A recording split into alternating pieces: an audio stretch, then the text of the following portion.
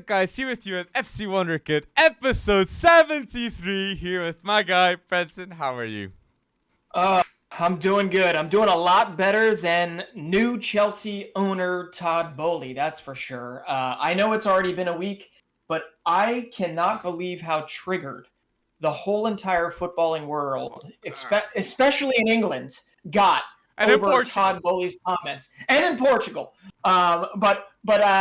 First, before we talk a little bit about that and segue into what was an amazing week of football, a lot of upsets, a lot of amazing stuff that we got to cover. I got to ask you, how you doing, Alex? You're good? I'm doing good. And yes, the Champions League didn't disappoint, but the Prem, you mentioned it. Todd Boehly, what was that? But before we get to it, people, community, please like this video on YouTube and tell us in the comment section topics that you want to see for episode 74, the next one. And yes, Todd Boehly managed to trigger a lot of people because he just bought Chelsea and he's gonna teach Europeans how to do football? Come on, first change the name to football from soccer community. Like, I was shocked with what Todd Boehly said, like, personally, because, like, American, even in the MLS, there's no promotion or relegation in the league. How is an American gonna teach football to Europeans in the Prem, especially? Like, I'm shocked. Yeah. Shocked. I think if you take it as an American trying to teach a European league football, that's probably the wrong way to take it. Maybe that's getting ultra defensive in some respects. It's Todd Boehly knows how to make money. He's a capitalist. He's also apparently a troll in some respects.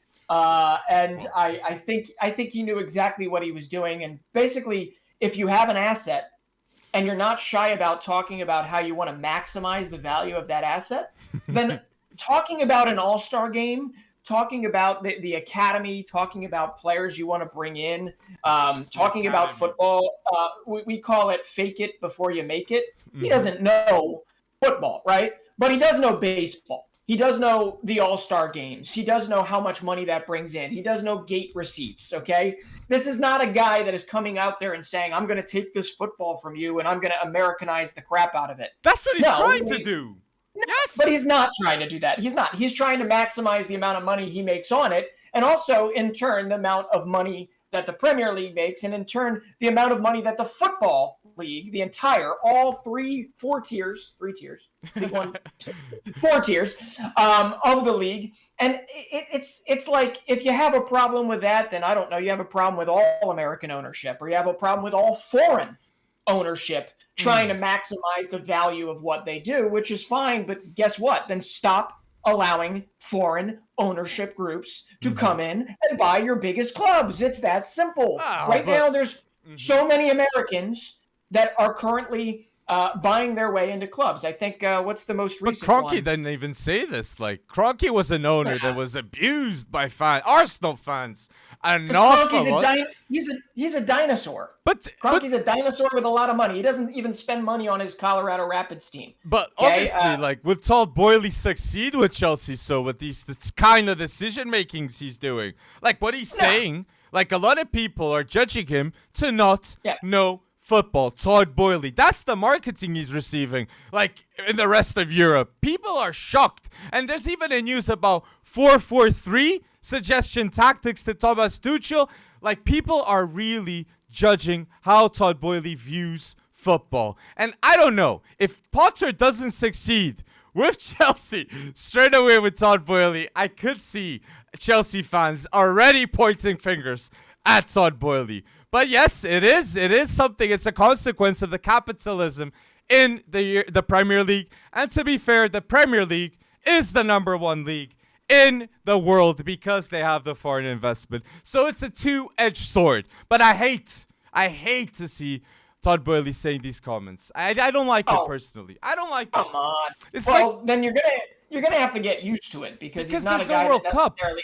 Like basketball, they got like 4 or 5 months. I don't know how many months, but they have a lot of time off. Football players, they got World Cup, they got national team, they got Champions League. And to be fair, like, look at the protests that football fans had for the Super League. They will surely, if they have to act They will do that for any sort of all-star. But I think, like, if it's something like hit the post, like 1 hour, like being content on televised, I understand that. But a legit 90-minute match with a risk of injury, I can't see Premier League players accepting that. Personally, like, this is what if it's an all-star skills, I could see that happening. But not a 90-minute match. It is so immensely overblown. The reaction to this, when the amount of fixtures that are already played for the sake of money and for the sake of gate receipts, is bordering on ridiculous. And we're talking about, I don't know, you replace the Charity Shield or something, or you replace it doesn't need to be full throttle. But you're talking about, the way I would look at it is not North versus South. I would look at it as Premier League All-Stars, picked by maybe last year's winner, like Pep Guardiola, right? Manchester City boss, getting to pick a squad, and maybe the fans pick some squad, maybe the media members pick some of the squad, and they go up against maybe La Liga's All-Stars, or they go up, and we're talking about one game that he talked about in building the solidarity payments, building the footballing pyramid, the payments that essentially go down the scale. Will it also mean that the Premier League makes more money? Yeah, absolutely. But all he's talking about is maximizing the asset beyond simply, what has been done for years. Because you got to remember, we didn't know what the Premier League was 30 years ago, right? There was no Premier League, right? It was a bunch of TV barons. It was a bunch of guys like Rupert Murdoch and Sky and all these people getting together and literally trying to figure out how they divvy up all the money and all the whatever that they can. And they had to shake the Premier League to its cores, or the first division, or whatever it was called previous to that. So this is literally, I think, so maybe it's a microcosm of something bigger that he is thinking about. But honestly, to get salty, like we've seen some TV pundits to get salty over one game, one thought, makes little to no sense to me, when I highly doubt, one, it's going to happen, but two, when all he's literally trying to do is, again, protect and maximize his asset, because he is a capitalist, and he's very good at being a capitalist. And I can say it right now, if you don't want more capitalists, then stop getting American money, stop getting Saudi money, stop getting state money from anywhere, everywhere. And right now, Americans, ownership groups that are American in nature are they're just exploding, right? Right? True, Roma. even Brasileirão. Exactly. Like a lot of foreign investment. And Todd Boehly did reveal in that interview that he was going to buy more teams to be within the Chelsea group. So let's wait and see who is Todd Boehly going to get to go with Chelsea. So there's a bright future, because they're competing against City Group and all these other big funds that are Red Bull, Leipzig, Salzburg, Bragantino, New York Red Bull. They go bold with that franchise. Even like Formula One, different sports. But tell us down below, people, your thoughts about what Todd Boehly said about the All-Star game. Do you think it will happen, and do you think it should happen? Tell us in the comment section down below. But staying in. Oh yes. No. Said staying Premier League. Yes. Let's go, because I don't know, where do you want to start? Erling Haaland, because I think that's the easiest place to start. Erling Haaland, yes, I gotta start with Haaland. So because Haaland keeps on going bold at a consistent pace, and yes, he's got 14 goals already in 10 games for Man City. The impact is immense, and every doubter of Erling Haaland, they can't say anything right now. Ballon d'Or levels this season. So let's wait and see where he's going to stop. It's actually alien. It's completely alien what he's doing, okay? I don't care how much Zlatan Ibrahimovic loves to talk about himself, like back in the day. Zlatan Ibrahimovic has never done any of the stuff that Erling Haaland is currently doing, okay? 14 goals in 10. He's got 100 goals in his last 99 games. Since he left Red Bull Salzburg. 100 goals in his last 99 games. I believe it's like 24 goals in 21 Champions League games. The guy is seemingly superhuman, and right now he's doing it while minimizing his injury. Injury possibility, because he's doing it on an average of like 15 touches per goal. If that, it's insane. And to be honest, I brought up Zlatan not to pick on him because he's obviously done amazing things. But the only other person that has done that type of a goal, right, without having to go back to Cruyff a long time ago, right, was Zlatan Ibrahimovic. I watched that game. It was Ibrahimovic versus the Galaxy, or for the Galaxy. If you have not seen this goal, look up Zlatan Galaxy roundhouse kick goal. It was a very similar type of goal, except it wasn't. Exactly, and it is absolutely unreal. But what Haaland has done, he's like a Norse demigod right now. I don't know how you're supposed to stop this type of a squad if he can play like crap for the most part for 70 minutes. But it doesn't matter, because if he gets the game-winning goal, who cares? Who cares what he did the last 70 minutes of the game? It is unreal what is currently going there, and I wonder if the good times are going to continue to last, because if it does, he's on pace to score 57 goals in the Premier League. I could see that. And what's beautiful about this is Man City still will get better playing-wise, okay? And there's another mad stat I gotta say, that is Kevin De Bruyne is already involved in 150 Premier League goal involvements at Man City. This is legend vibes, and one of the best midfielders in Premier League history, 100%, okay? No doubt. And for Guardiola, he's got to put De Bruyne in one of his best teams ever, with Xavi and Iniesta's beautiful list of midfielders. Yeah. But what I got to say is, watching City even, it's like, look at the subs. They have Mahrez coming off the bench. They got Alvarez coming off the bench. They got Jack Grealish, if needed, coming off the bench. And I gotta say, Jack Grealish, no hate after that interview, that he does want to score more goals. He does want to have more assists. But it's very hard to have an impact in a team with De Bruyne, Foden, and Haaland. You just have to level with this kind of talent. So big up on Grealish. But that 100 million will always be judged. So he's got to go bold. He's got to go bold. Absolutely. You're right. But, got to go bold, right? We're going to have to dissect that just a little bit more, because you're right. 100 million is going to follow him around. It is. And just like it follows João Felix around, just like it follows, come on, help me out here. But he doesn't have a huge contract though, Felix. Darwin. That's true, but still, but most people that are casual fans of the game only look at the 100 million. They don't go and delve into actually what his salary is. Should they? Absolutely. But let's talk about that, because 100 million will absolutely follow around. And I'm going to tell you right now, nothing less than like a Ballon d'Or type season is ever going to, in some people's mind, is ever going to justify that amount of money spent. No, right? I don't agree. Well, then how much? What would you say? Like, because what? 20 goals, 20 assists? What would a stat line talk like? How would a stat line justify as 100 million?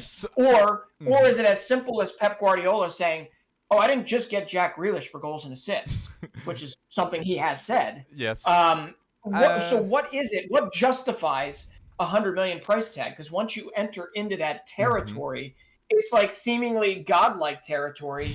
And right, like, what are the expectations from a goals assist? And I feel like for that amount of money, that there is no right answer to They were this. expecting De Bruyne level from Jack Grealish. I'd say that. Yes, I agree. I think they were expecting more goals and assist involvement. That's for sure. And Grealish did say in his defense that his best season in the Premier had like 15 Premier League goals, which is fair. But if Man City's buying you with the style of play they have, which is perfect for an attacking player, you got to get at least a 20 in your best season. So with the 100 million, I judge Jack Grealish if he doesn't have a better season than what he had at Aston Villa. Because if you're getting paid for that with a better team, you're expected to play better too. So that's what I'd say. Because, he's not playing better than what he did at Villa. He's not. No, he's not. No, he's not. And he, to be honest, he doesn't look like he's having the same type of fun. He doesn't have that same chip on his shoulder that he had there, and the pressure definitely has gotten to him in this scenario. But my guess is that he'll come good at some point. But I don't think he's, for a lot of people out there, he's not going to ever live up to the 100 million price tag, right? True. And I honestly, I think what I'm trying to say is that once you hit that amount, I mean, just look at the amount of people that had that amount of money spent on them. It's hard. And you can look at maybe 85% of, say, the top tier of that, and you can say that pretty much all of them are disappointments. It's true. You know, flops in some respects. So Not I feel Dembele. for Grealish. I don't feel for exactly. He was for a pretty long time. But yes, this season is wiping that whole memory clean. It's like Men in Black. People just got that mind clear in front of them, and it's the Xavi effect. Yeah, I think Xavi is a Man in Black. But listen, Jack Grealish, okay, he went through a lot. Let's just say it. Over the weekend, he went through a lot. He got flipping karate kicked in the chest, almost something else from Nathan Collins. He scored his first goal. He's got a lot of media, good and bad, around Jack Grealish. And if this is the first step to him really starting to win the Manchester City base over, then more power to him. But my worry really is not for Jack Grealish. My worry right now is for Calvin Phillips. Another injury. But he got called up by England, like Southgate called him up. Like, no minutes, still gets called up. I think, look, there's a lot of, I just want to give a shout out to this because it has to be mentioned. Grealish was selected by Southgate. Jared Bowen was selected by Southgate. And no Sancho. This is, for me, embarrassing. And Sancho definitely is playing better than these two players and will be selected in the future with Southgate or without Southgate in the future of England, okay? So I was quite surprised of Sancho not being called up for England. Gotta say that. I'm with you there, but if you're gonna throw out Jadon Sancho, you have to throw out Jack Harrison too.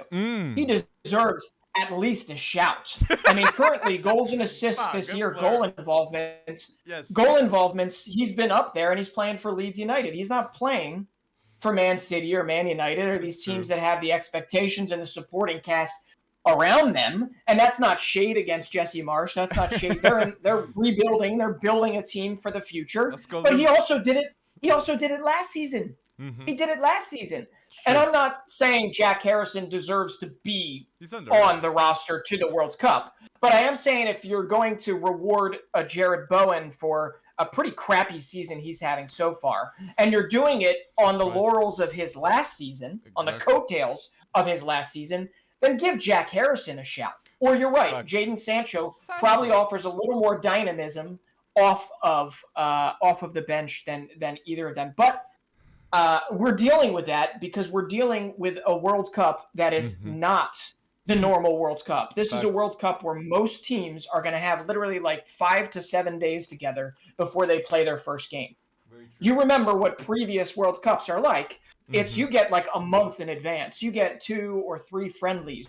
You get to have a camp before you actually announce your roster, essentially. And that's why they're not going to get any of that. It's so unpredictable that for that reason why. And definitely in January, for that reason, we're going to see a ton of injuries from players because they're going to travel to Qatar and play in tough weather conditions, okay? And they're expected to play at a high level to win. So yeah, that's why anything can happen in Qatar, and hopefully we're gonna win it. And just going back to Calvin Phillips with City, it's true, and it's just unbelievable, man, that City can get a player. That Calvin Phillips was said by many one of the best players out of the top 6, and he's on the bench. He's on the bench. So City just show that they're absolutely stacked. And a big shout out to Julian Alvarez. They're just having that super sub role that will grow with time. And I love to see the Pep Guardiola comment saying that he trusts his South American scout that was telling him to see Julian Alvarez 1.5 years. Bold take by that man, and the right one. And he could have said Enzo Fernandez too. But I'm happy he didn't because he went to Benfica. But yes, staying with the Prem, we got a team. Sorry? No, staying with the Prem, Manchester City looks amazing, but they're also not top of the league right now. Yeah. Is that where you're going? Okay. I was going to go to Arsenal, baby, because yes, it's true. Shocking times for Arsenal fans that didn't believe in what I said about Fábio Vieira, okay? I said he was going to have Ozil levels with time, expectations, and he's got that magician in his feet. Assists and goals out of nowhere. I can't see Fábio Vieira growing into that role without it. What a signing. And seeing that third goal against Brentford just made sense. Just made sense. Let's see. We've seen some other teams struggle against Brentford. We don't need to name who. We talked about them pretty exclusively for a long period of time.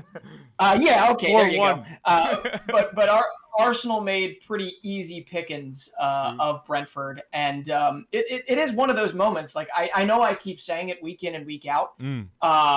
These are the teams they have to beat. These are the teams they have to dominate, even when Odegaard is out, even when Zinchenko is out injured. These are the teams, and they're. I don't think it was just Fábio Vieira's beautiful golazo. What a way to introduce yourself to the Premier League, essentially.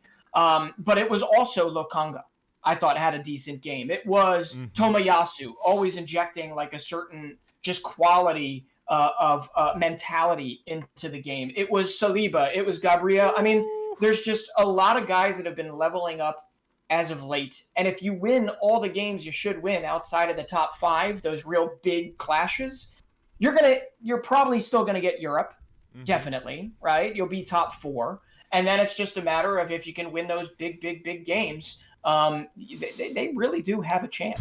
I mean, they do have a chance of top 3, top 2. And definitely a huge difference from Arsenal last season to this one is you can say that Arsenal definitely has one of the best defenses in Europe's top 5 leagues right now, in my opinion. Ramsdale's solid. Yeah, they had no Zinchenko, but Ben White at the right is surprising me, and seeing Tomiyasu coming off the bench just shows their resources. And I gotta say, Saliba is 100% a top 5 center back this season in the Premier League. The impact is immense, and no one can go through him easily. No one. I can say right now, Virgil van Dijk is looking shaky this start of season, and Saliba ain't, in my opinion. Saliba is showing that he's ready, and I really believe by the end of this season, we might see 3 to 4, but 3 definitely, Arsenal players in the team of the year of the Premier League.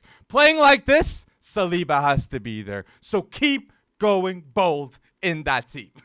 And Partey too, man. But when Partey plays, it just makes sense. The whole midfield makes sense. No one criticizes the midfield when he plays because he brings that structure. And Fábio Vieira knows how to play in the midfield with a Thomas Partey right there. You're going to see elite options. And like they're just missing another winger and a replacement for Partey. If they had Mudryk and let's say a Douglas Luiz in January, Arsenal are for real gonna get top 3 in my opinion. Even with a Tottenham going bold and a United showing signs of going bold too. Arsenal, if they get those 2 players, they're locked in my opinion. You mean to tell me that loss to Sporting was going bold? I'm sorry. No. The win to Leicester. Listen, 6-2. And that is very true, and we'll talk about that in a second. Because man, was it nice to see Son get his just dues and put down the critics. But I do have to say, I mean, one more thing with Arsenal. I'm 100% with you. Yeah, the depth on the winger. Obviously, Marquinhos has looked pretty decent in his limited time, but I don't think he's going to be called upon throughout the whole season. But I mean, this is the type of Arsenal you would have never seen last season, in the sense of beginning of the week, right? You call not beginning of the week, middle of the week. You call in a 15-year-old. Okay, you call in a 15-year-old to join first team training. A lot of it's because you have some uncertainty around he's an attacking mid. You have some uncertainty around Odegaard. You have some uncertainty around your depth there. And this kid has scored for the U18s. He's scored for the U21s assisted for the U21s, and you bring up Ethan Nwaneri. Yes. And everything in the fixture goes to plan versus Brentford, so that in the end you can make a little history. And what is that history? You give this 15-year-old kid that could have waited another 180 days and he still would have been the youngest Premier League player ever. But you give him the experience after you already put the game to bed of becoming the newest, youngest Premier League player ever, which is just simply mind-boggling, because last year that type of history, that type of moment would have never been able to be given in a competitive fixture, because Arsenal was literally fighting for their life, right? Their identity. They were trying to figure themselves out. Now it's very clear that Arteta has an identity, that he has players that are buying into it, that he does not have the craziness of Aubameyang last season, of a lot of the guys they needed to flush out. And they are on the way up to the point where this little thing, it's not little, but this 15-year-old getting this chance, that would have never happened under previous years, with Arsenal. It would have never happened. So it's not that big in the long run. It's an experience that is given, but it's only given because the team is actually doing what they're capable of. Right? Facts. And Ethan Nwaneri becoming the youngest player to ever play in the Premier League in 2007. Amazing. 2007. Like a 15-year-old that definitely is going to be the most popular kid in school. 100%. He's going to say, I just played in the Prem, man. What are we talking about in this class? His head won't be there. Yeah. He can't be I wonder if he's got like a group chat going with Joe Bellingham or something, because the Bellingham boys are used to this stuff.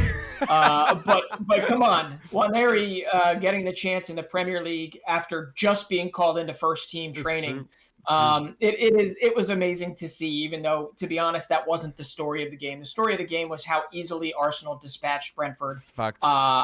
And further solidifying how good they could really be this season. And just another little fun fact, you probably saw it on Twitter.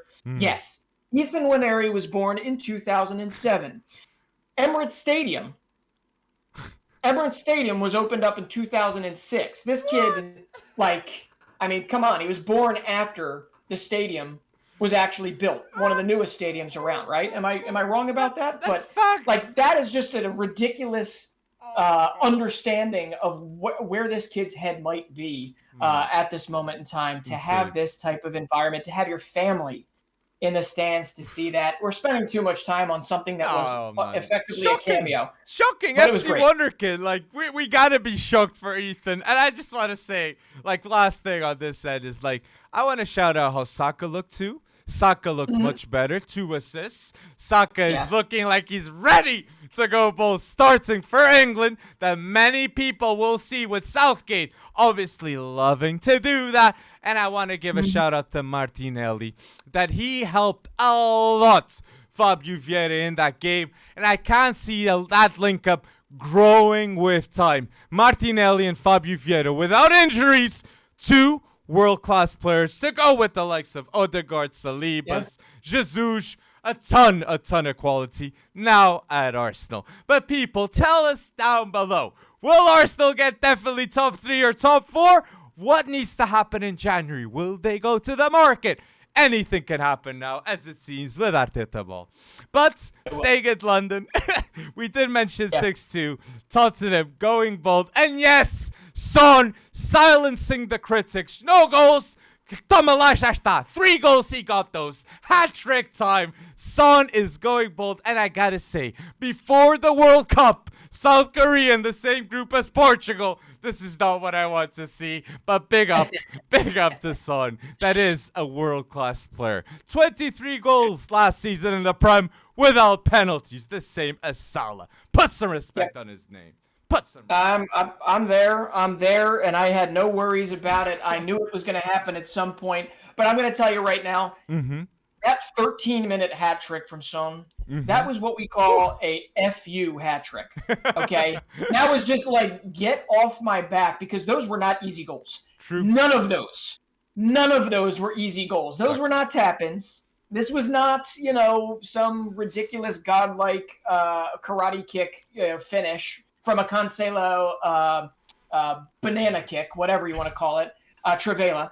But ultimately, this was Son basically saying, get the heck off my back. Like, I am here. We have a deeper team than we're used to. We got beat up by Marcus Edwards and Sporting midweek, and we needed to make a statement. And, man, did they make a statement. And it is good to see Son back to doing it. And if he has to do it off the bench, fine. I know a couple people that have done very, very well off the bench and can score a whole lot of goals, namely Santi Jimenez for Feyenoord in the Eredivisie. But ultimately, Son, this man needs to get to his lucky 20, which is what he does. And that is a good way to start to catch up. Because in just 13 minutes, he scored more goals than, I think you already mentioned it, Salah and Sancho and some others. Salah. That's another player that we got to point fingers, right? Like, Son did this, but he didn't get a contract extension like Salah did. That's a fact. No. So, yes, but Tottenham, with the doubters, is like, will they get the top 4? Will Tottenham get the top 4 with Conte playing like this? And in the Champions League, I got to point fingers with that. Marcus Edwards, Pedro Porro, Paulinho too, all went bold against Tottenham. And to see, even Artur Gomes, what a goal that was. Unbelievable from the left. Putting Romero to sleep. And Sporting, in fact, with Benfica, went bold in the Champions League. And Porto, come on! I'm not going to say take notes to the Champions League winning team in the last 20 years, but come on, go bold, man. Like Sporting. Well, they did. The issue is there's a lot of teams that went bold midweek. And then they kind of forgot to play over the weekend. I'm looking at like West Ham. I'm looking at Sporting, Porto. I think they tied who? Estoril. Thiago Vieira. Big shout out to Thiago Vieira. Winger at Estoril. For me, he's gonna be a player that, like Jota at Celtic, Thiago Vieira could go now to an English team and would be a bargain. Winger at Estoril. Trust me, people. But I know you went live for that Champions League match. I know you saw what I saw, and that run from Marcus Edwards. That run from Marcus Edwards. First off, if you haven't seen it, look it up, because it was, and I don't think it's hyperbole to say it was Maradona-esque. Can he do it again and again? I don't know. But the fact that he attempted that against Conte's Spurs, and it almost came off. That was definitely the highlight of pretty much that whole Champions League fixture round. But I do have to say, how poetic would it have been, too? Marcus Edwards, I don't know how many people know this, but Marcus Edwards was in Tottenham's academy. True. Right? So for him to lead the way, and also I got to shout out in that game, Ugart. Ugart was very, very good in that game. But back to Spurs on the weekend, there was so much reverse that was happening. It was like, we got to look at the relegation battle right now.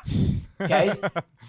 This is not what we expected, right? We expected what? A lot of people expected Fulham to be down there. No, they're sixth place. They're sixth place, right? A lot of people were expecting Leeds to be down there, or they were expecting Bournemouth, which it's early. We'll see. But now we're looking at West Ham, who has scored 3 goals all season. Scamacca. 3 goals. Like, where's Scamacca? Like, he's not playing. Like, what's up with that? Like, they still play Antonio. Like, David Moyes is going to be gone. He's going to be gone. Like, he's the easiest piece to replace when you bring in Paqueta, Scamacca. They got to play in the right way, man. In the right way. I hear you. I guess his only saving grace right now for David Moyes is the fact that they've won both of their games in the Europa Conference League. Maybe.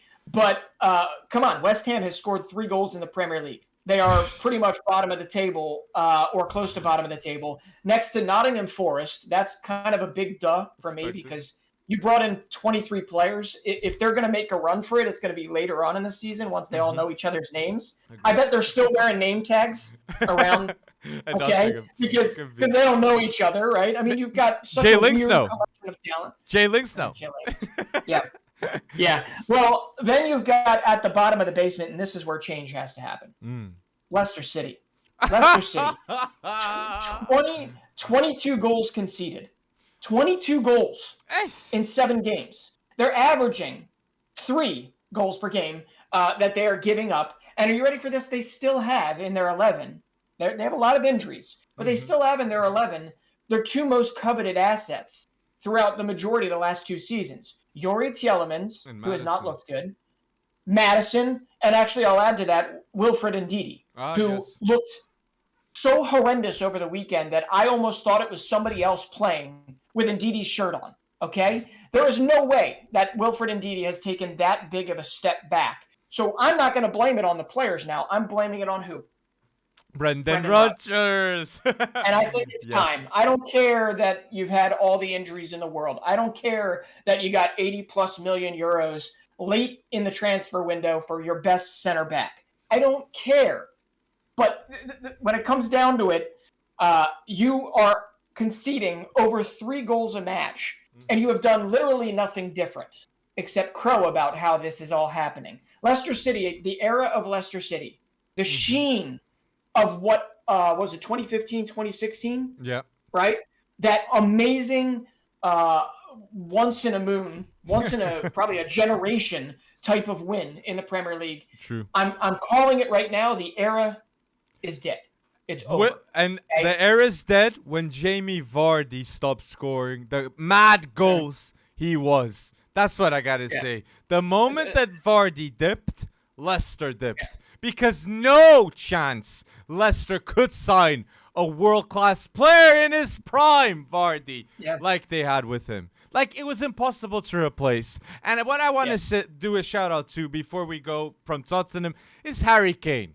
This is a player that when he leaves Tottenham, that it will be next summer, it's impossible to replace too. Harry Kane will be noticeable, and he will leave to get the trophies, okay? Shout out to Bayern Munich. That's where he should go, in my opinion. Well, I'd be really surprised if Bayern Munich aren't already drawing up the contract. They have to. But with Leicester too, man. They did Brendan Rodgers dirty without transfers. He needed moves in, and they didn't go to the market. And another player, I mentioned Vardy, like dipping, and Schmeichel. Schmeichel's gone. A huge leader, okay? And no replacement. So that just shows the belief they had. Yeah, I mean, technically there was a replacement, but that replacement had 2 Premier League appearances to his name. So, what are you going to do? No, I'm with you, and you almost feel for Leicester City at some point. Obviously, they lost the figurehead, right? The senior guy, the owner of this squad. They've lost a lot of their best players over the years, and they haven't exactly done the best transfer business to replace them. I honestly don't know. I can only imagine that the only way is up from here on out for Leicester, but at the same time, there's that championship squad vibe coming in, because they honestly are all of the players, every one of their players that kept them from being irrelevant last season, every one of those players have taken a big step down. They're not looking good. Like Tielemans, this has already happened in the last 2 months. I wouldn't even look at him as a target right now. Because he looks immobile. He doesn't look good. I understand, but you could probably get him cut rate. But ultimately, I'm looking at it and I'm saying, this man does not want to play for Leicester City. Ndidi was at one point one of the better defensive midfielders in the whole Premier League. Not anymore. True. That is true. So, it's noticeable, the difference from Ndidi's point of view. And I agree, they definitely, the easiest piece to replace with Moyes at West Ham, with Leicester and Brendan Rodgers, it's the manager. And I fully expect maybe they're getting a manager like a Dominic Tedesco type manager, because they have a Pastandaka there and they have a need for a rebuild that I could see Leicester getting an interesting type manager. But who do you think could go to Leicester as a manager? Like Ranieri. Ranieri. Yeah, I don't know. I mean, are we already starting to bring Allardyce back in? Are we starting to bring the guys that have to keep them up? Or no, I don't know. We could probably build a pretty good short list of people. You could go the route that Brighton's going, which is looking at Scandinavian countries, looking at Bodo Glimt. But no, Tedesco's great. I just think with all the injuries at Leicester, running a gegenpressing machine at Leicester would probably only further run their roster into the ground. It'd go crazy. It'd go listen, crazy. This is literally what, while Manchester City and Arsenal and a lot of these teams playing great ball, True. This is kind of what gets me excited, is that these names, West Ham, Leicester City, we were not expecting them in the relegation zone at all. I don't care if it's only 7 days in or 7 games in or 8 games in. We were not expecting either of these two.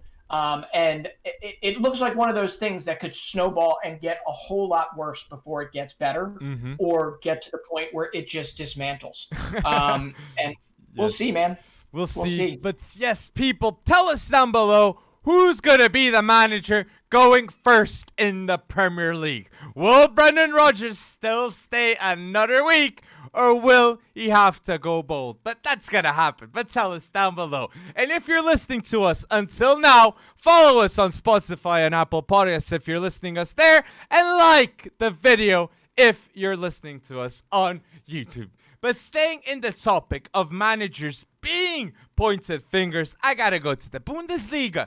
Because something is happening with Bayern Munich, and I did expect an open title race this season for Bayern Munich, and this is the season, because in 4 matches, Bayern have 3 draws and 1 loss, and Nagelsmann is got to be the person to blame. Sadio Mane is not looking good. He's not looking like he looked at the start of the season. And people are going to point fingers now at Julian Nagelsmann. That is expected to change things up. And especially with last season loss against Villarreal, people don't want to see Nagelsmann being the reason of them not winning the Bundesliga. He's going to go off. Sacked. Sacked. Yeah. I honestly, I think the only thing that's saving Nagelsmann long term is obviously the fact that they beat Bayern midweek, or beat Barcelona midweek, and then came back and had a stinker. Not going to happen in Camp Nou. Not going to happen in Camp Nou. They're going to have to face them, and it's not Camp Nou anymore. You got to say it, man. Come on. This is big bucks that Spotify spent. It's Spotify Camp Nou. Just kidding. But I'm with you, man. Bayern, dude. They just, for some reason in the league, they look uninterested, right? They look uninterested. And I don't necessarily blame them. They kind of look like PSG a couple seasons ago. No. But they certainly have the pieces. They probably still will wind up winning this thing. I have no issues. I don't know, Breton. I am starting to think that Bayern Munich might not win this season the Bundesliga, sorry. Because there is a stat that is getting me wondering that, and it tells me the reason why Bayern Munich is 4 games without winning in the Bundesliga. Because it's the first match in 87 consecutive games that Bayern Munich didn't score a goal in the Bundesliga. And this comes at a time that Lewandowski went to Barça, and they're trusting the youth with Matthijs Tel. That is a bold move and could be the right move, but you need someone to score the goals now. Where's Cristiano Ronaldo? Why didn't Ronaldo go to Bayern? That would have been amazing, and they would definitely have this record still going of 87 games with it be 88 games scoring, not 87 without. I hear you there, but I thought you were going to say, where's Eric Choupo-Moting? Why didn't he? I'm just kidding. Honestly, they have enough firepower. They should be scoring. I don't get. I'm with you, but like when it comes down to it, which one makes you more money? Beating Barcelona in the group stages or losing to Augsburg? I mean, like you didn't even bring that up. It's not as if they lost to Dortmund. It's not as if they lost to Union Berlin, who shout out to Union Berlin, by the way, right? Like absolute shout out to Union Berlin. Shout out to the Swiss manager, Urs Fischer, who has created something since he took them over in the second Bundesliga. He got them promoted in their first year. They got seventh 2 seasons. They did lose to Brugge, yes. They lost seventh 2 seasons ago, fifth in the Bundesliga last year, and right now they're top of the table with Jordan Pifak, American striker, who probably won't go to the World Cup, which really doesn't make me happy. And shout out to Geraldo Becker as well. And Timo Baumgartel, who's come back from, I believe, cancer, if I'm not mistaken, played his first game over the weekend. But shout out to them. Before we get back to this, Bayern Munich did not lose to Dortmund, did not lose to Union Berlin. But Augsburg bad. They're not good. They were relegation fodder last season. They're terrible. They did play European competition a couple of years back, though. No? Yeah. So did they. We could. I don't know actually. No, but I understand what you mean. But like, I still. Well, so you still think Bayern Munich's gonna win the Bundesliga? No. Yes. Yes, I do. Leipzig's disappointing me though, man. You know, we're losing 3-0 to Borussia Mönchengladbach. I thought after beating Dortmund they would go on a row with Marco Rose. They go on a row with Marco Rose, man. And like, I was surprised. No. But they have more issues than I really ever knew. Honestly, it's all I can say is it wasn't just Jesse Marsch back in the day. But Union Berlin, man, is the story of the Bundesliga right now, and it is. I honestly, come on, they've already drawn. This is not like them picking up points against the worst teams in the leagues. True. This is a draw versus Bayern. They're also contending on 2 fronts. Not well. They've lost both of their games in Europe. But they've drawn versus Bayern. They won over RB Leipzig. They destroyed Schalke. They had a comfortable 2-0 shutout of Wolfsburg. And they've given up, I believe, 4 goals. 4 goals in the first 7 games. So they deserve more respect. And based on their trajectory, 7th 2 seasons ago, 5th last season. Would I love to see a Cinderella story? Absolutely. I would love to see a Union Berlin make an absolute run at Bayern, at the top, at the Bundesliga, to end their stranglehold on it. But I guarantee you, here's the funny part.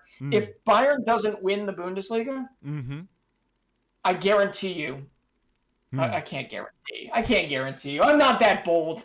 But if they don't win the Bundesliga, I'm like pretty certain that they're going to win the Champions League. I don't think that. I don't think Bayern are going to win the Champions League this season. I really don't. I put Barça ahead of Bayern, in my opinion, even with that loss to the Allianz Arena. Because that first half showed that Lewandowski had the game in his hand. He could have had a hat-trick. Legitimately, Lewandowski could have just finished the match right from the start. And I want to say, from Bundesliga, I agree with a lot you said. And with Bayern Munich, I'm still going to say we have to wait to see if Nagelsmann is the manager long-term for Brazil. Okay, I think there's going to be talks about that. And I think a lot of people will be judging because he's got a mad team. They brought in De Ligt. They have Lucas Hernandez, Upamecano at the back. They still have Kimmich. You got to be competing in the Champions League. And I think when he lost to Villarreal, I already had my doubts. So that might not be the best chemistry. But it's not that I don't rate Nagelsmann, though. Like, such a young manager, I do believe we're going to see Nagelsmann all his career. And Premier League's next. Premier League is next for a manager like him. But with the Bundesliga, I want to shout out the team that I think can win it if Bayern ain't doing it, and it's Dortmund. Dortmund, who asked for a winning goal straight off the bench? We did, and Moukoko does just that in a consistently basis, man.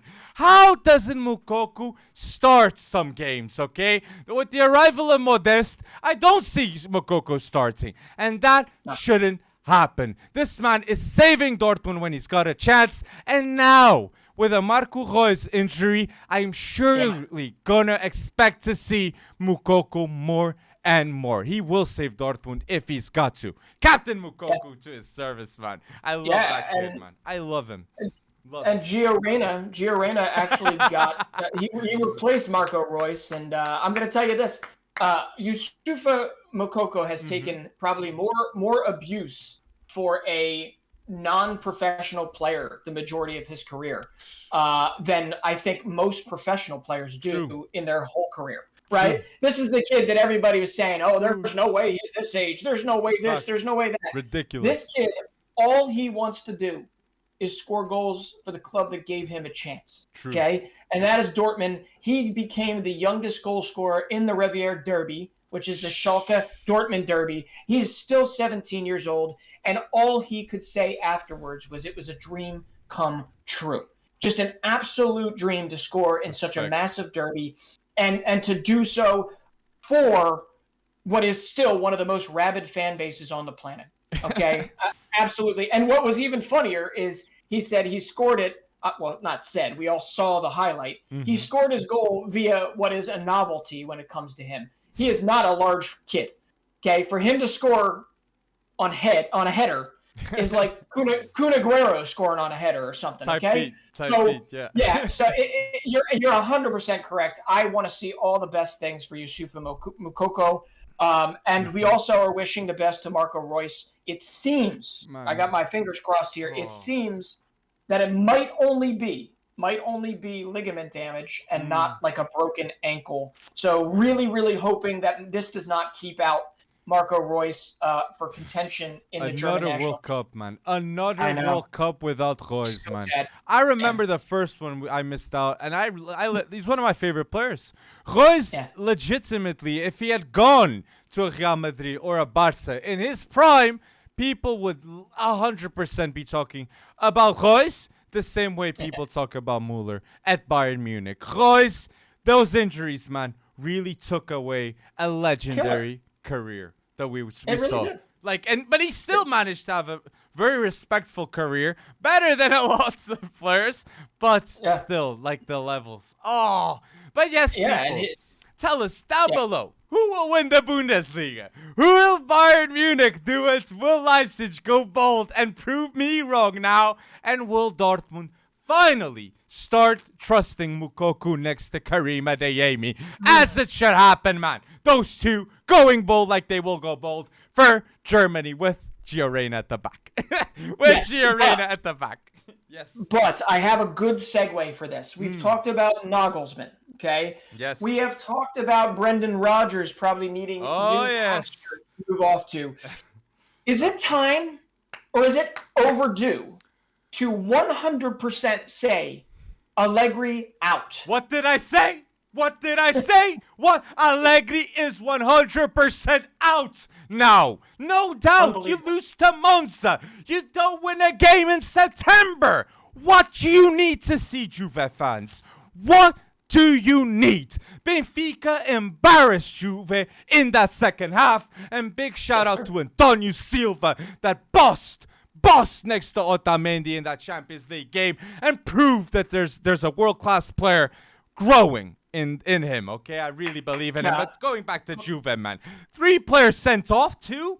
Like, no structure and no respect towards Allegri. I gotta say, man, you don't play the best way for Vlahovic. Vlahovic is playing alone attacking-wise. McKennie, I love him. He's a box-to-box midfielder. He's not the one creating those attacks. You need a Dybala-type player there. And he is missed. Big time. And Di Maria on the bench. Obviously, he's going to be mad at Allegri. Not good. Good. Not just on the bench. He was the reason they essentially lost to Monza, because he was the one that got the red card. He was ejected again. So discipline problems. Yes. Okay. If you're telling me that there's not some indirect or even direct way for you to tell a boss, a manager, that you don't trust in them anymore, I can't. I agree. Discipline issues is one way to do it, right? That is 4 red cards or something in the last 2 fixtures. And here's what it comes down to. To add insult to injury, guess who was the best player on the pitch for Monza versus Juventus? The goalie.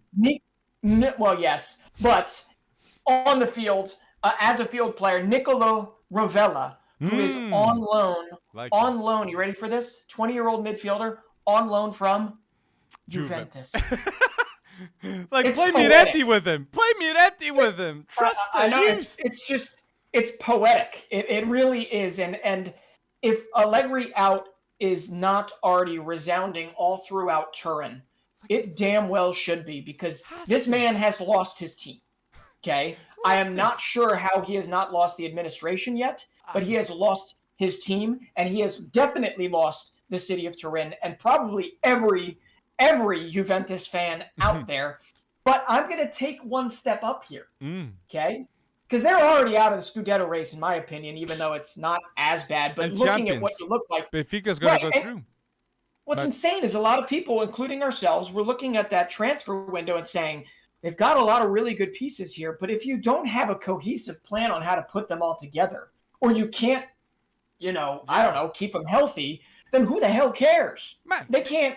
They look uninspired. They look terrible on the pitch. Like Kulusevski out, Dybala out. You bring Di Maria in, and aging Di Maria in. Like, what are your options, man? As Juventus, you should be with a world-class team, top to bottom. No doubt. With the salary cap they have, definitely they should be in contention. And we are going to see now this Serie A season, Milan and Napoli competing, because Inter and Juve ain't going bold. And the only way I could see Juve saving their season and might win the Serie A is if they get Thomas Tuchel straight off the bat this month. Something has to happen immediately. That's interesting. And I don't see it. I just don't feel it. Okay, but we shouted it out 2 weeks ago for Tuchel going to Juve. So this is not just now. This is not just now.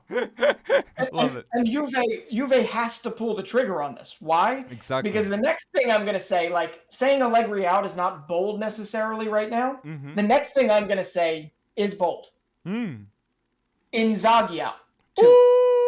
Okay, Inter Milan have already conceded 11 goals. Their defense really does not look good. Okay, their attack does not look good. All the things I said about them with Lukaku back being able to really kind of mount a return to the top of La Liga, or to the top of La Liga, to the top of Serie A, to winning the Scudetto again away from their intercity rivals.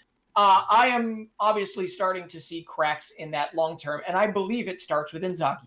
Okay? So, if you see somebody like Thomas Tuchel out there, and you know Juve is likely going to be going and contacting him if they have not already. Yes, I would be on the phone with him as well. And the style of play, like with three players at the back, just makes total sense for Tuchel to go to Inter or Juventus. Like, the players they have, like, I felt sorry watching Bremer saying this is such a good center back. Now, going to Juve, he doesn't deserve this level of play. He just doesn't. Benfica bossed them. And I am sure Enzo, David Neres, Antonio Silva, all these players play against PSG, they're gonna leave, okay, in next transfer windows if they go bold like they did against Juventus. Another game like that, impressing, I can't see them staying. And they're so young still, man. And shout out to Enzo Fernandez. Deserves to get that Argentina call-up. Deserves it 100%. And he's bowling out one of the best young midfielders in Europe, 100%. Enzo Fernandez. Might be the best midfielder in Primera Liga right now. Yeah, I mean, you asked me one player that I've been crowing about for the last few years before they got big. Enzo Fernandez is one that I have just been immensely. He was so fun to watch for River, but he was always upstarted, right? He was always Julian Alvarez's party, and Enzo would just happen to be there. Enzo was the heartbeat of River. He was the heartbeat of River. Very aggressive. Very aggressive. Very aggressive. He's a perfect fit for Benfica. You said it right when he was signed. Right when you watch him and you just say he is a perfect fit for Benfica. I knew it. I knew Juventus was gonna go against Benfica. I just knew it. There's tape on it. There's tape on it, community. So trust the process with the Portuguese teams. And we know South American football. I was quite surprised Alvarez going to City straight away. That, like, in the past, he would have gotten a landing stop in Portugal and then go to the Premier League. Like we saw with Lisandro Lopez, Lucho Gonzalez, many Argentinian talents in Di Maria in the past. Gaetan, Saviola, no, he came afterwards, but a lot. Otamendi, that's the player I was trying to get. Yeah, but well, I bet you Porto is wishing they got that injection of Julian Alvarez or of one of these South American. Because, dude, if there's somebody that we have not given enough credit to Bruges, for that right? midweek win, it is Club Brugge. I agree. Okay, and it is the terror that they are on. Like this is a team that kind of went Nottingham Forest. They signed a lot of new players. True. But every one of those players that has come in, Andreas Skov-Olsen, Ferran Jutla, every one of those players has turned out. Kamal Sowa, who has been there but has been in and out. It's just really impressive. And to do what they did at the Estadio de Dragao, tell me if I got that wrong. Dragao, yeah. Okay. Yes. To do what they did there, and to see a 17-year-old become the second youngest goal scorer ever in Champions League history in the form of Antonio Nusa, another part of Norway's incredibly bright future. It was. I'm sorry that it had to be done at Porto's expense, but Club Brugge deserves a little bit more love for what is going on there, and I am going to watch it. I am excited about it, and it is just another reason why, it's... The Premier Leagues are fun. The Premier Leagues are fun. But, like, these are the leagues, man. Yes. Club Brugge. Yes. Every one of these players is likely going to be playing somewhere else next season. I agree. And what I got to say, too, on that is, like, these are players that could have gone to Porto. Skov-Olsen could have left Copenhagen and went to Porto instead of Club Brugge. Ferran Jutla could have left Barça instead of Brugge, go to Porto. So this shows immense scouting ability and decision-making from Club Brugge, and big respect on getting a difficult win no Estádio de Dragão, as you said, and Nusa.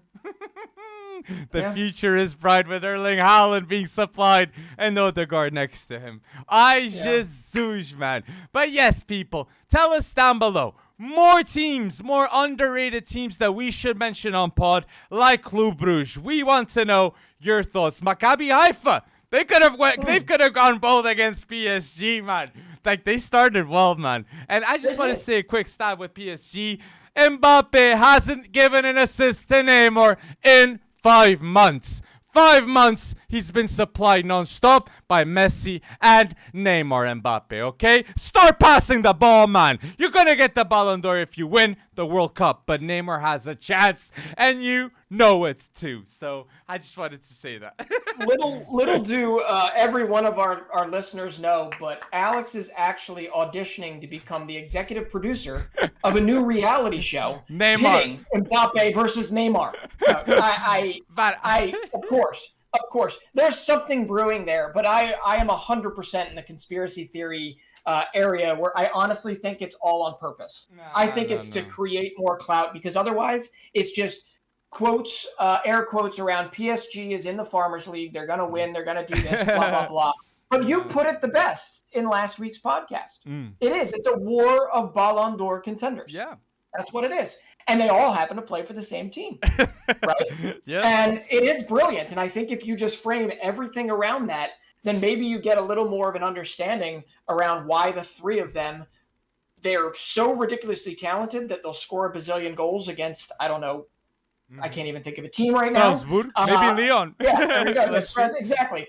But in the end, they're professionals, and they're going to get it done unless they have to get it done. But yes, the Ballon d'Or race. We can go to another player that I believe is definitely having Ballon d'Or numbers, and he left. We mentioned Bayern Munich. We gotta say, Barça talk right here with Xavi Ball. I know it didn't go the best midweek against Bayern, but I fully expect again Barça to win in Camp Nou and start Balde in that game, because against Mallorca he had 2 assists, and Alejandro Balde is playing with intent. And I want to give a huge shout out to the undeniable substantial rise of value of the Barça squad. And the reason why it's happening is because of Xavi, that knows how to play Dembele to his strengths, Pedri to his strengths, and an Alejandro Balde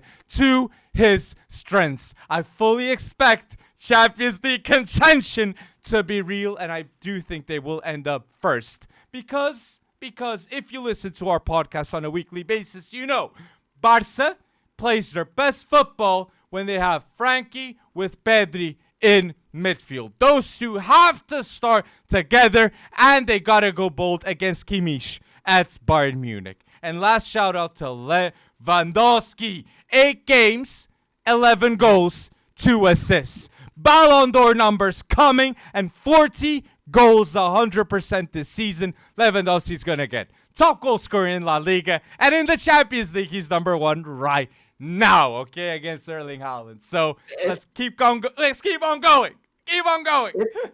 It's a nice start to things. But I do have to say, all the bad, negative stuff that came out, where I don't even want to say the guy's name, Bravo, somebody, whatever, where he threw out some racist comments, whatever, talking about Vinicius Jr. and how he celebrates his goals. Who the hell cares? Embarrassing. Who the hell cares how he celebrates? And for you to, whatever, we're not even going to bring it up. You can go find it. We don't need to hash it out. BAILA Vinicius Jr. BAILA Vinicius Jr. Do what you got to do, man. Be yourself, man. Be yourself, but this is what I'm going to tell you right now. Man. That's racism.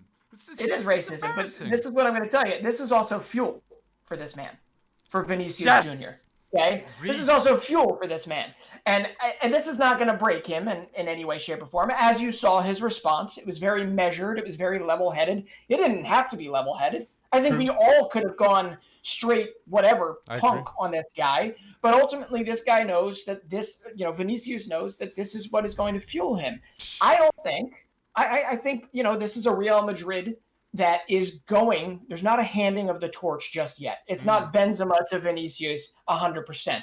But Vinicius is definitely taking on more of a I'm going to get stuff done myself this season than I think either you or I have expected. Okay? I did not expect him to be that guy. We all thought it was Benzema in support of Vinicius, making him look a whole lot better than he actually is. Vinicius is ready. And I think that is going to obviously make for one hell of a phenomenal La Liga race between Lewandowski and between Vinicius, who is pretty much keeping Lewandowski's going to be the top scorer, man. Maybe top goal involvements, Vinicius. I'd give you that. I'd give you that. But what I got to say on that, Vinicius Jr. is like, he celebrates the way he wants, Vinicius.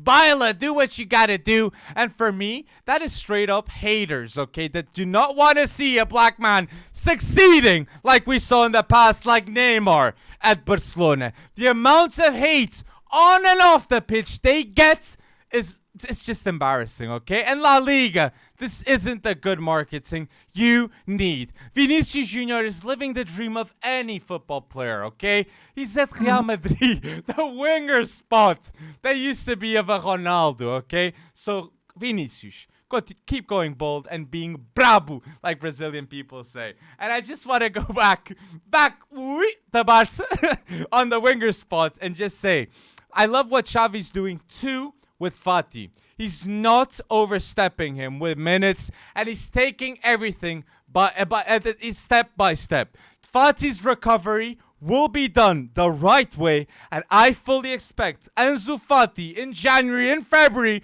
to be talked as a world-class player, even at a young age that he has, because we know the levels he can be injury-free, Fati. So Fati, Lewandowski, and Dembele in January, February, that's going to be the attack that can get Barça that Champions League win. That I believe it can happen, man. Lewandowski, please, man, just get it right. Just get it right. And Dembele. Totally not there yet. But yes, they are. They are. But Fati. Enrique did Enrique call Fati up? I don't think that he did, but good for him. Okay. Leave him stay. Leave him stay. But that also probably means he's not going to the World Cup. He will go. He will. The Spain need him for the World Cup because that Spain attack without Fati, that's like they lose salt on food, man. But I mean, leaving him behind as a young player, you would think in that one period of time that you can ingratiate everybody, bring everybody in together before the World Cup starts. I don't know. That's a little suspect to me. Could be because maybe Barcelona, maybe Xavi asked him not to call him up. I don't know. Could happen. That could be the case. I guess, there's definitely good morale for sure in the Barca camp. And the only thing I'm going to counter to that, even though you will not talk about Real Madrid, so I have to. Okay, I'm just kidding. There are other players that have been stepping up, and namely Rodrigo. Rodrigo is he Ansu Fati level? No. Is he any of those guys, any of the young guys over at Barca? No. But is he definitely starting to really turn into something for Real Madrid? Maybe a little later than they would have liked him to. Absolutely. I really do think he is. He's scored some very vital goals for them so far this season. And those 2 goals, man, in the Champions League, those 2 goals are worth that transfer from Santos, man. Oh, my days. And what I got to say, too, about, Real, it's underrated how good Courtois is, too, man. The fact that Real Madrid don't need to think about that goalkeeper spot for years to come. And now Eder Militão, Rudiger, and Alaba being the bodyguards of Vinicius Jr. and anything goes bad, that is underrated. And to be fair, Kroos, Modric, Casemiro, Valverde, Tchouaméni, Camavinga, the midfield replacement is done. The rebuild's gonna happen. The Galactico rebuild. So the management of the pitch by Florentino Perez is Galactico way too. So yeah, I got a lot of praise for Real, but I don't praise the fact that they didn't get a backup striker. I still would have got that. I would have got that sorted, in my opinion. And I could see Pedro Porro going there in the future for that right back spot. I could see that happening. Maybe. Just putting it out there. Yeah. Well, looks like, because we are filming this obviously before the Madrid derby, and it looks like Rodrigo will get the spot up top. So obviously this is Real's biggest test of the season so far, and they're doing it without Benzema. So we're gonna find out a lot of answers to any of the questions we had about Real Madrid from here on out. But again, staying in La Liga, the last thing I have to throw out there. Yes. Over at Athletic Bilbao, there are 2 brothers. Okay. There's the older brother that still has not missed a La Liga game. There is, or at least in how many years? 6 years? 5 years? Something like that? 233 and then there's the younger games. brother. There's the younger brother who also shares a name, right? Nico Williams shares a name with a new Nottingham Forest fullback. And I just have to say that for the first time in their career, they scored in the same match.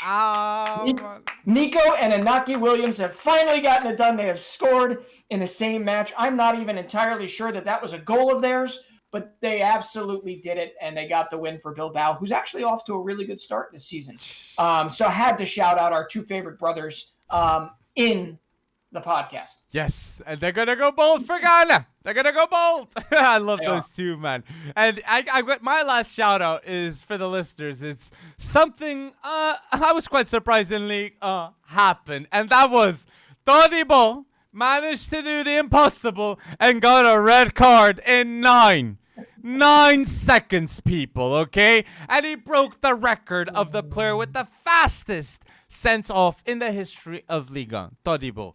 9 seconds. What? And I thought his worst part of his career was at Benfica, man. What is happening to this player at center back? What the promise he had. At Barca. Oh, I mean, come on. That is one way to go down in history. It's not the way I would take, but it is one way to go down in history. What a way to go off. What a way to go off. Oh, man. Well, there is a lot to be said for that man's career, and I he's so talented still. He's still young too. True. And like he's tall, he's strong, good football IQ on ball.